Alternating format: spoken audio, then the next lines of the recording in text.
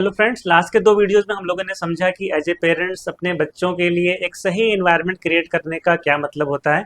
साथ ही साथ हम लोगों ने ये भी समझा कि माइंडसेट के लेवल पे हमें क्या चेंजेस करने की ज़रूरत होती है। आज के इस वीडियो में हम लोग समझेंगे कि एक्शन के लेवल पे हम वो क्या चीज़ें हैं जिसको करके हम एक ऐसा एनवायरनमेंट क्रिएट कर सकते हैं जहाँ पे हमारे बच्चे ना सिर्फ अच्छा परफॉर्म कर सकें बल्कि उनके जो मेंटल हेल्थ के पैरामीटर्स हैं वो भी ग्रो हो सकें। तो इस तरह का एनवायरनमेंट क्रिएट करने के लिए जो सबसे पहला सवाल हमें अपने आप से पूछना चाहिए वो ये है कि जब बच्चों के परफॉर्मेंस की बात आती है या उनको डिसिप्लिन करने की बात आती है या जब हम ये चाहते हैं कि बच्चे हमारी बात सुने, तो हम किन तरीकों का इस्तेमाल करते हैं। ज़्यादातर पेरेंट्स जिस टूल का इस्तेमाल करते हैं ये सारी चीज़ें कराने के लिए बच्चों से, वो होता है उनके अंदर एक डर क्रिएट करना, एक फियर क्रिएट करना। और इसमें कोई डाउट नहीं है कि बच्चों से अच्छा परफॉर्मेंस कराने के लिए या उनको डिसिप्लिन में रखने के लिए एक डर की ज़रूरत होती है।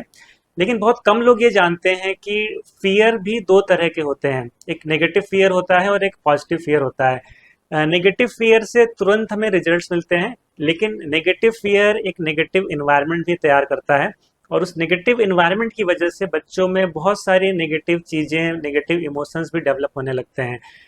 और इसी के उल्टा जो पॉजिटिव फियर है वो और अच्छा परफॉर्मेंस देता है, लेकिन अपने साथ साथ बहुत सारी पॉजिटिव चीज़ें लेके आता है, बच्चों में बहुत सारे पॉजिटिव इमोशंस और पॉजिटिव चीज़ें भी डेवलप कराता है।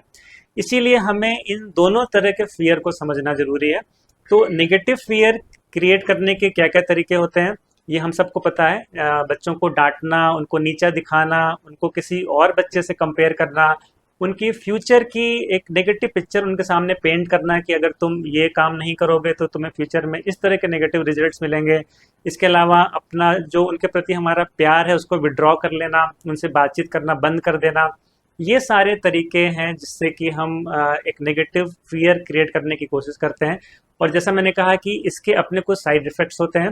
जैसे सबसे पहला साइड इफ़ेक्ट क्या होता है कि बच्चों के अंदर एक नेगेटिव फीलिंग पेरेंट्स के लिए आने लगती है, एक डिस्टेंस क्रिएट होना स्टार्ट हो जाता है। बच्चे की बातें शेयर करना बंद कर देते हैं पेरेंट्स से।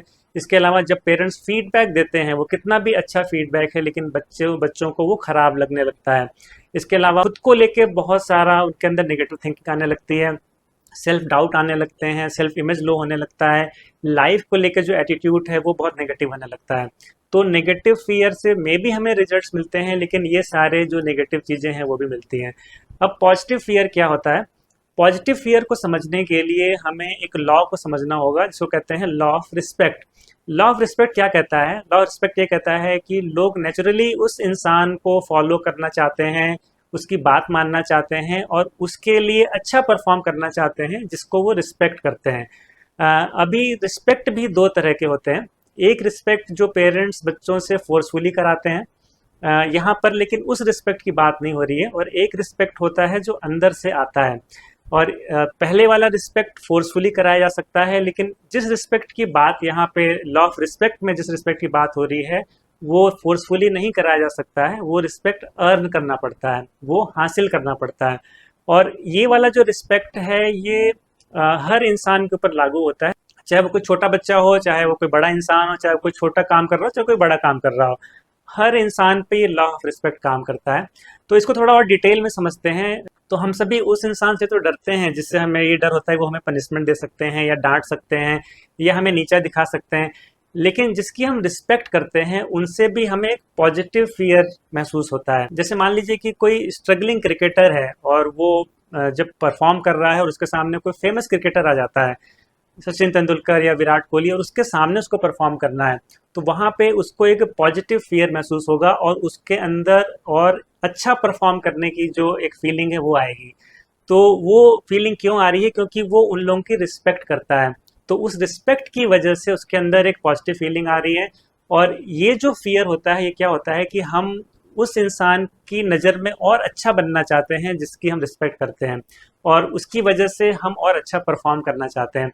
तो हम ये चाहते हैं कि जिसकी हम रिस्पेक्ट करते हैं वो हमारी भी रिस्पेक्ट करे, जिसकी वजह से हमें एक फियर महसूस होता है कि कहीं हम अच्छा परफॉर्म नहीं किए तो ऐसा ना हो कि वो हमारे बारे में कुछ गलत सोचें, जिसकी वजह से हम अपना और एफर्ट करते हैं और अच्छा परफॉर्म करने की कोशिश करते हैं।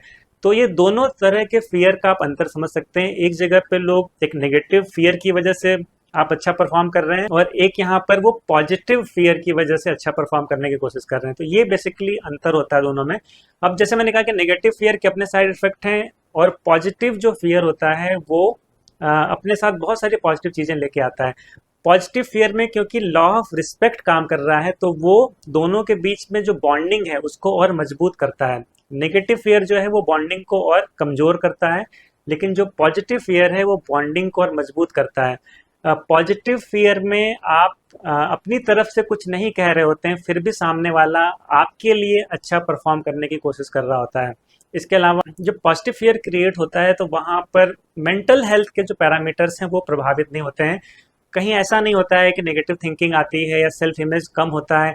और इससे भी इम्पोर्टेंट चीज़ क्या होती है कि सामने वाला आपका फीडबैक लेने के लिए रेडी रहता है, क्योंकि वो आपका रिस्पेक्ट कर रहा है। तो जो भी आप फीडबैक देते हैं वो उसको पॉजिटिव तरह से लेता है और उसको इम्प्लीमेंट करने की कोशिश करता है। तो हम सभी को लगता है कि जो असली पावर है वो ये है कि सामने वाला हमसे डरे और डर की वजह से वो अच्छा परफॉर्म करे।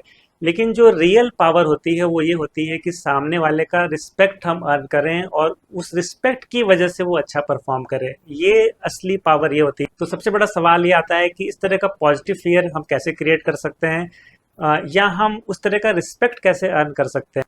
तो इस तरह का रिस्पेक्ट अर्न करने के लिए जो सबसे पावरफुल टूल है वो है एक्सेप्टेंस।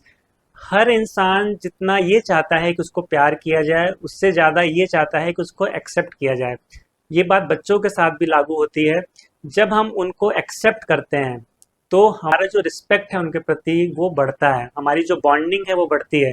तो क्या क्या चीज़ें एक्सेप्ट करने की ज़रूरत होती है, वो सारी चीज़ें, उनका उनका जो पॉइंट ऑफ व्यू है, उनकी जो पर्सनालिटी है, उनकी जो गलतियां हैं, उनके जो इम्परफेक्शंस हैं, उनके जो सक्सेस हैं, उनके जो फेलियर्स हैं, इन सारी चीज़ों को एक्सेप्ट करने की ज़रूरत होती है, जिसकी वजह से वो बॉन्डिंग और रिस्पेक्ट जो है वो और बढ़ सके। तो क्या इसका मतलब ये है कि हम बच्चों को चेंज करना नहीं चाहते हैं?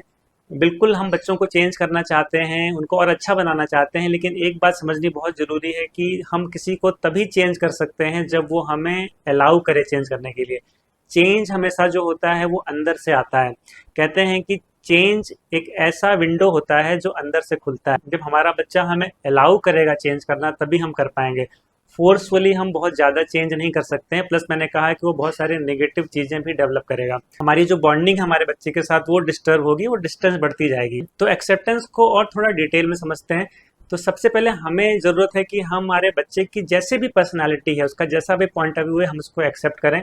जब हम अपने बच्चों की पर्सनालिटी को एक्सेप्ट करते हैं तो हम उन्हें रिस्पेक्ट दे रहे होते हैं, और जब हम रिस्पेक्ट देते हैं तो हमें रिस्पेक्ट मिलता है। अब यहाँ पे बहुत लोग सोचते हैं कि हम अपने बच्चों को क्यों रिस्पेक्ट दें, लेकिन अगर हम चाहते हैं कि वो हमें रिस्पेक्ट दें, वो इंटरनल रिस्पेक्ट दें, जो रिस्पेक्ट अर्न करने की बात हो रही है, जिससे कि वो पॉजिटिव फियर क्रिएट होगा, तो हमें उनकी पर्सनालिटी को, उनके पॉइंट ऑफ व्यू को रिस्पेक्ट देना होगा। इसके अलावा जब हम उनकी पर्सनालिटी को एक्सेप्ट करते हैं तो हम उनको किसी से कंपेयर करना बंद कर देते हैं, और उसकी वजह से जो हमारी बॉन्डिंग है और जो रिस्पेक्ट है वो और मजबूत होता है। दूसरी चीज़ कि उनकी परफॉर्मेंस को एक्सेप्ट करना ज़रूरी है, वो जैसी भी है। जब हम अपने बच्चों की परफॉर्मेंस को एक्सेप्ट करते हैं तो हम उनको ये मैसेज देते हैं कि हम उनको अनकंडीशनली लव कर रहे हैं, और ये चीज़ भी हमारी बॉन्डिंग को और एक दूसरे के प्रति जो रिस्पेक्ट है उसको बढ़ाता है, और इसकी वजह से बच्चे जो है वो और अच्छा परफॉर्म करना चाहते हैं, क्योंकि यहाँ पे लॉ ऑफ रिस्पेक्ट काम करने लगता है और वो हमारी नज़र में और अच्छा बनने के लिए और अच्छा परफॉर्म करने की कोशिश करते हैं। इसके अलावा ये बहुत ज़रूरी है कि उनके फेलियर्स को, उनकी गलतियों को एक्सेप्ट करें। फेलियर एक नेचुरल प्रोसेस है किसी भी चीज़ को सीखने का। एक चिड़िया का बच्चा जब उड़ना सीखता है और ऊंचाई से छलांग लगाता है तो सबसे पहले वो नीचे जाता है, फिर ऊपर जाता है। इसको लर्निंग कर्व बोलते हैं। आप इमेजिन करिए कि जब वो नीचे की तरफ जा रहा है और उस टाइम उसको कोई क्रिटिसाइज करे तो उसकी जो सेल्फ इमेज है, सेल्फ कॉन्फिडेंस है, वो कितना कम हो जाएगा। और साथ ही साथ जो कोई इंसान ऐसा कर रहा होगा वो उसको बिल्कुल भी पसंद नहीं करेगा। तो ये बहुत ज़रूरी होता है कि फेलियर और गलतियों को हम एक्सेप्ट करें, और ये चीज़ भी आपस की बॉन्डिंग को, रिस्पेक्ट को बढ़ाता है, और जिसकी वजह से बच्चे बाद में और अच्छा परफॉर्म करना चाहते हैं, क्योंकि यहाँ पे भी लॉ ऑफ रिस्पेक्ट काम करने लगता है। इसके अलावा हमारी जो अनफुलफिल्ड उम्मीदें होती हैं, उसको एक्सेप्ट करना बहुत ज़रूरी है। बच्चों से हम लोग बहुत सारी उम्मीदें लगा लेते हैं कि वो ऐसे करेंगे, वैसे करेंगे, और जब वो उम्मीदें पूरी नहीं होती हैं तो हमारा बिहेवियर कहीं ना कहीं चेंज होने लगता है, और हम उनको कुछ ना कुछ ऐसा एहसास दिलाते हैं जिसकी वजह से उनके अंदर नेगेटिव फीलिंग्स आने लगती है। लेकिन अगर हम उनको एक्सेप्ट करते हैं तो वो आपस से हमारे रिस्पेक्ट को और बॉन्डिंग को बढ़ाएगा, और इसी चीज़ की वजह से वो फ्यूचर में और अच्छा परफॉर्म करना चाहेंगे। उनके अंदर से ये फीलिंग आएगी कि हमारी उम्मीदों पे उन्हें खरा खरा उतरना है, और जिसके लिए वो अपना पूरा एफर्ट्स लगाएंगे हमारी उम्मीदों पे खरा उतरने के लिए। देखिए, दो तरीके हैं। एक तो ये है कि हम बाहर से फोर्स लगा के अपनी उम्मीदें पूरा कराना चाहें, और एक बच्चों के अंदर से ये फोर्स आए कि हमें पेरेंट्स की उम्मीदों पे खरा उतरना है। और वो अंदर से फोर्स तभी आएगा जब वो लॉ ऑफ रिस्पेक्ट काम करे। तो ये सारी चीज़ों को अगर हम कंक्लूड करें तो एक पॉजिटिव फियर को क्रिएट करने के लिए आपको लॉ ऑफ रिस्पेक्ट को समझना होगा, जिसके लिए बहुत ज़रूरी है कि हम ये ध्यान दें कि हम किस तरह का फियर क्रिएट कर रहे हैं। Negative fear negative emotions create करेगा, positive fear positive emotions create करेगा। और लास्ट में एक बात समझनी बहुत ज़रूरी है कि जो हमारे पास है हम वही अपने बच्चों को दे सकते हैं। अगर आपका बच्चा आपसे 1,000 रुपये मांगता है और आपके पास सिर्फ 100 रुपये हैं, तो आप सिर्फ 100 रुपये ही दे सकते हैं, क्योंकि आपके पास 1,000 रुपये नहीं है। उसी तरह से अगर हमारे अंदर पॉजिटिविटी होगी, अगर हमारा एटीट्यूड पॉजिटिव होगा, अगर हमारी सोच पॉजिटिव है, तो हम अपने बच्चों के लिए एक पॉजिटिव इन्वायरमेंट क्रिएट कर सकते हैं। इसीलिए बहुत ज़रूरी है कि अगर हम बच्चों के लिए एक पॉजिटिव इन्वायरमेंट क्रिएट करना चाहते हैं तो हमें अपनी थिंकिंग को और पॉजिटिव करना ज़रूरी है, जिससे कि हमारे अंदर जब जब पॉजिटिविटी आएगी तो हम अपने बच्चों को वही चीज़ दे सकते हैं। तो उम्मीद है आज का ये वीडियो आपको हेल्प करेगा इस कॉन्सेप्ट को समझने में और एक पॉजिटिव इन्वायरमेंट क्रिएट करने में। So thank you.